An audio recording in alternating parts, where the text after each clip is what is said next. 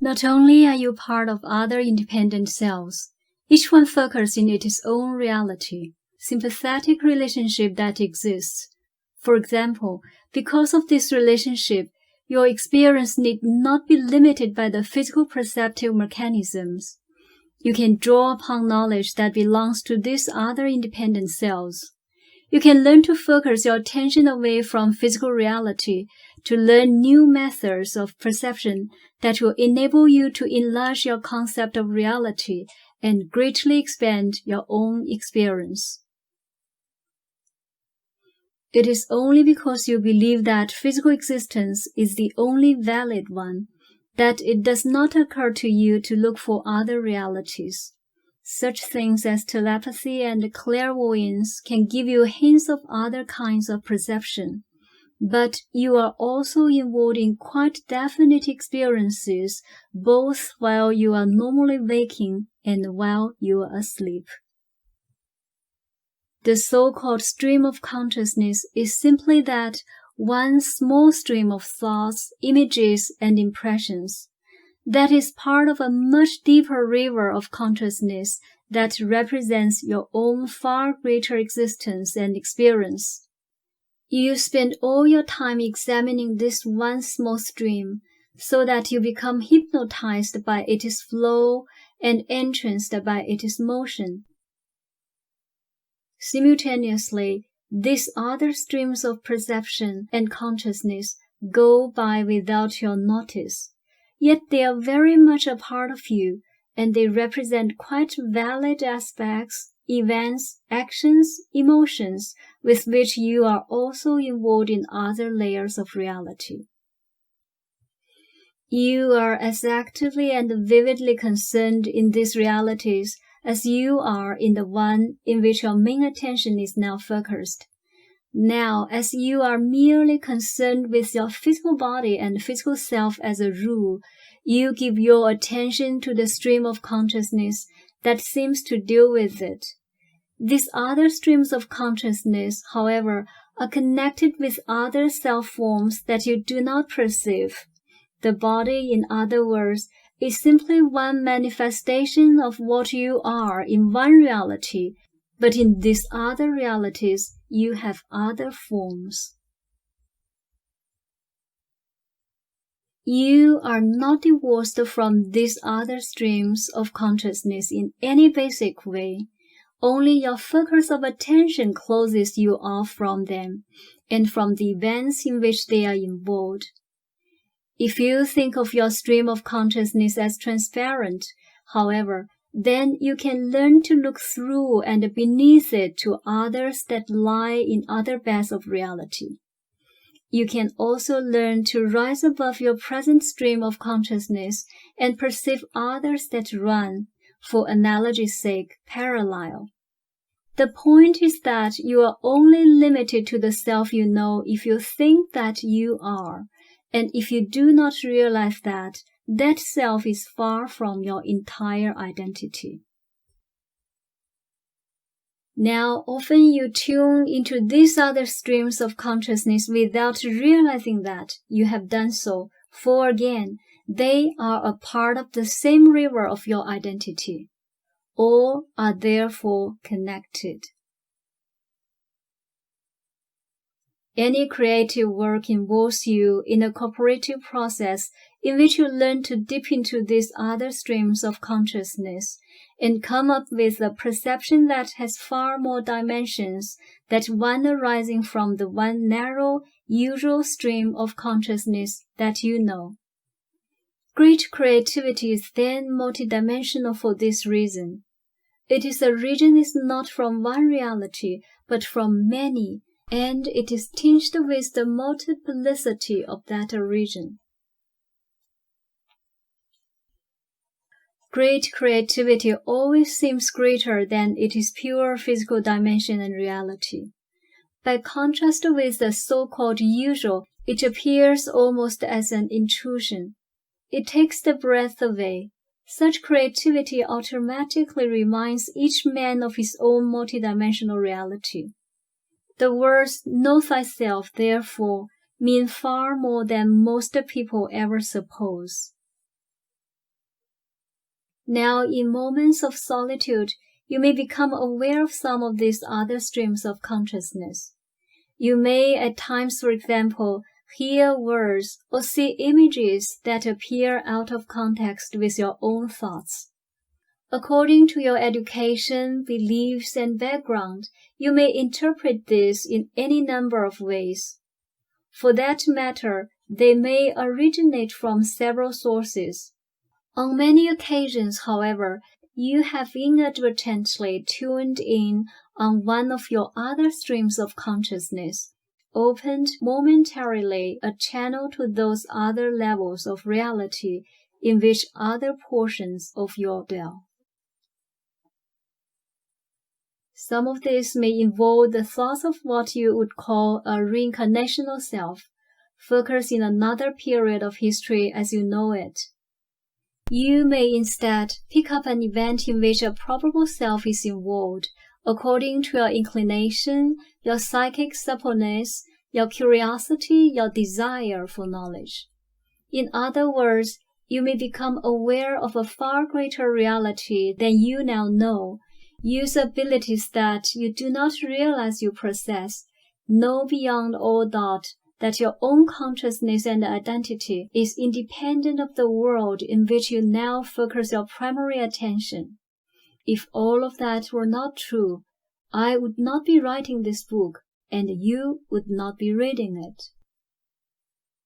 These other existences of yours go on quite merrily whether you are waking or sleeping, but while you are awake ordinarily you block them out. In the dream state, you are much more aware of them, although there is a final process of dreaming that often masks intense psychological and psychic experience, and unfortunately what you usually recall is this final dream version. In this final version, the basic experience is converted as nearly as possible into physical terms. It is therefore distorted. This final touching up process is not done by deeper layers of the self, however, but is much more nearly a conscious process than you realize. One small point might explain what I mean here. If you do not want to remember a particular dream, you yourself censor the memory on levels quite close to consciousness.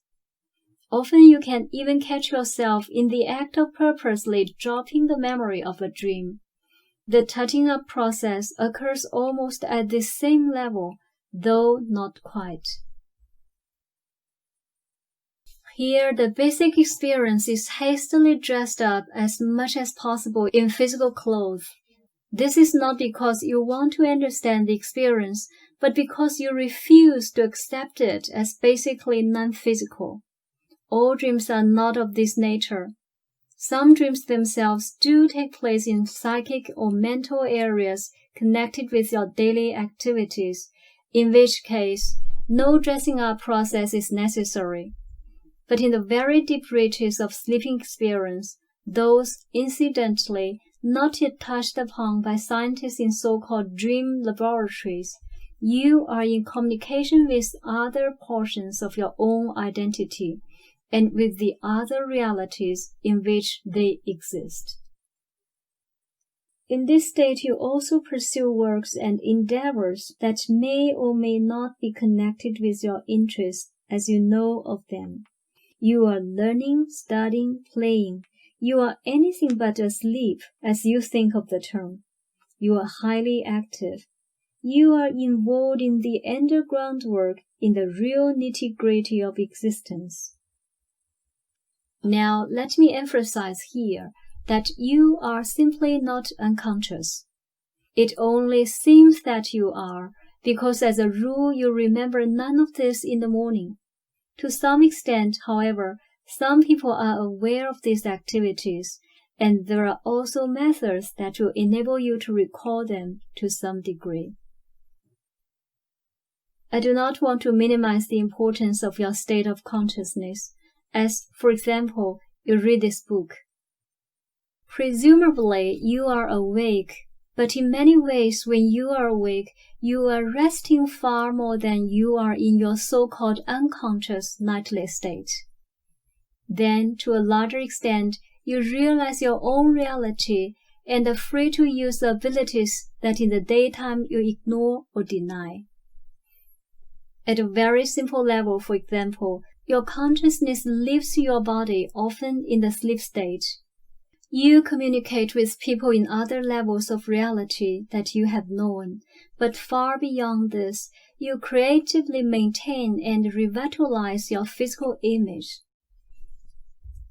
You process daily experience, project it into what you think of as the future. Choose from an infinity of probable events those you will make physical, and begin the mental and psychic processes that will bring them into the world of substance. At the same time, you make this information available to all these other portions of your identity, who dwell in entirely different realities, and you receive from them comparable information. You do not lose contact with your ordinary waking self. You simply do not focus upon it. You turn your attention away. In the daytime, you simply reverse the process. If you were looking at your daily normal self from the other viewpoints, you see, using an analogy here, you might find that physically waking self as strange as you now find the sleeping self. The analogy will not hold, however, simply because this sleeping self of yours is far more knowledgeable than the waking self of which you are so proud. The seeming division is not arbitrary or forced upon you. It is simply caused by your present stage of development, and it does vary. Many people take excursions into other realities, swim, so to speak, through other streams of consciousness as a part of their normal waking lives. Sometimes strange fish pop up in those waters.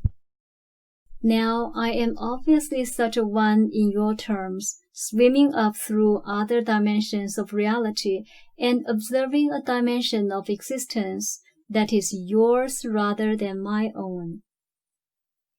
There are, therefore, channels that exist between all these streams of consciousness, all the symbolic rivers of psychological and psychic experience, and there are journeys that can be made from my dimension as well as yours.